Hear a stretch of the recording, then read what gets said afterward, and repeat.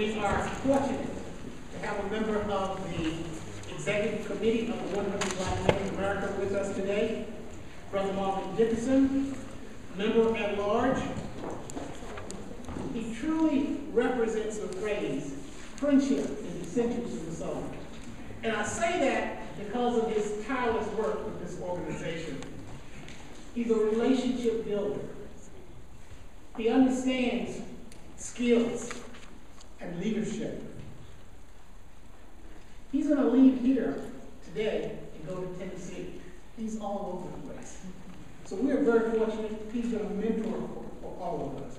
So please join me in welcoming a UVA graduate, President and Chief Executive Officer of Dickerson Technologies, and he was recently named Citizen of the Year for a chapter, Make Us Out Loud chapter in Springfield, Maryland, somewhere, because of the work that he's doing with the achievement of African American males.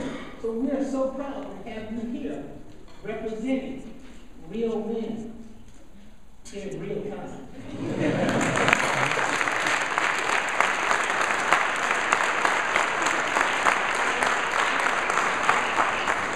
First of all, thank you, President Hurston, and on behalf of our chairman, I must say to first and foremost, these brothers that are standing on the stage, well done, well done, well done.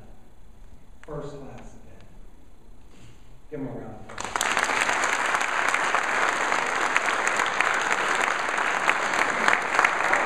I will be very brief because many of the things that I will share with you tonight have already been spoken. But there are a couple things that I want to leave with you young men. But before I do that, I think it's important to recognize the fact that in 1984, I first stepped foot in Charlottesville. And I must tell you, I never thought that I would see this type of day happen on campus of the University of Virginia. And I am, as an alum, I am tickled pink. And that would be tough. But I am glad to see this type of occasion happen on these grounds. Before we started the program, a couple of my colleagues, this is their first time coming to the University of Virginia, and I gave them a brief mentoring moment. I said, there are certain things that we say when we're here. We don't say campus, we say ground. We don't say freshman, sophomore, and seniors, we say first year, second year, third year, fourth year. And we recognize that some of us spend more than 4 years here. But I can tell you, every time I come back to Charlottesville, I see the potential. I see the growth. And as an alum, I am very proud of what I see from my university. I travel all over the world. I've been on many campuses. I've been on many grounds, or what we used to say back in the day, the yard. And I must tell you, I brag about the University of Virginia any opportunity that I get. Before we got down here this evening, I told some of the young men from Morgan State, I said, I want you to remember something. When you pull on this university and you pull up to Dartmouth, I want you to recognize when I was here, Dartmouth was one building. Dartmouth is bigger than some small universities today. And that's because of the legacy of work and the commitment of our graduates and our alums. So young men, there are certain things that I think that you need to take to heart. Last week, or actually for the last 2 weeks, as President Hurston alluded to, I've been zigzagging all over this country on behalf of the 100, attending meetings with mayors and different folk. But one stuck out in my mind. I was on the campus of Temple University, and we were talking about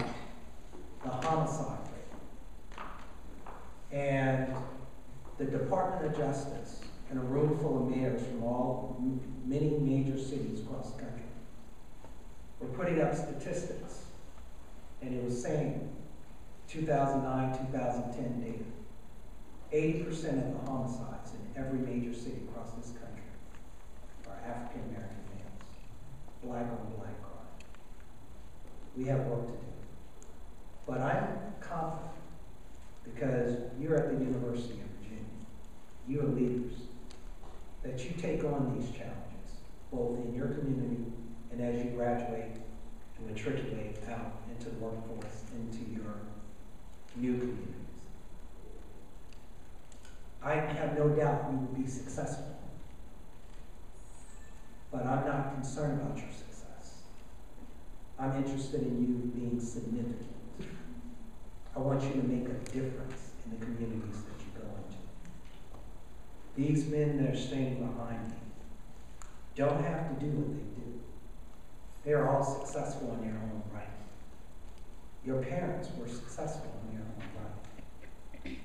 But they made commitments to you so that they can make a difference. There are 3 things that I will tell you that are important in making that transition from success to significance. Number 1, your character must be beyond reproach. You will be looked at by your peers, your colleagues. You wear this pen, now your collegiate pen. They will expect different behavior and different things from you. You must deliver it. The second thing is integrity. Second to none. You give your word, you commit to something, you deliver. There's nothing worse than a man that does not keep his commitments. So keep your commitments. And the third thing, which I think is more important, remember that God placed you on this earth to make a difference. It's really not about you. There was someone that says,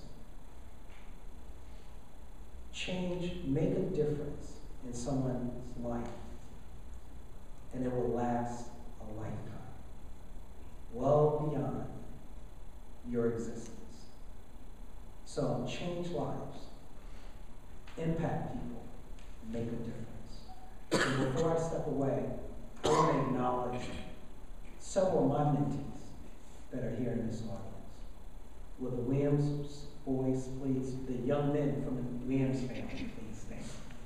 These are 3 gentlemen that I've been working with in Washington, D.C. in our Saturday Leadership Academy since they were in the 8th and 9th grade.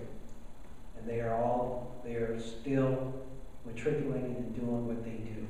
I'm glad Joseph has made the mistake of telling me that UVA was his first choice, and he's here. And Michael, I understand we need to have a talk. It's going to happen. Joseph told me, so that's good. But Miss Williams, it's very good to see you and your daughter. See, relationships don't stop just because you matriculated from high school and college. It's about mentoring across the lifetime. So these relationships you're forming now, when you're 40 years old, because some of my mentors are on this stage.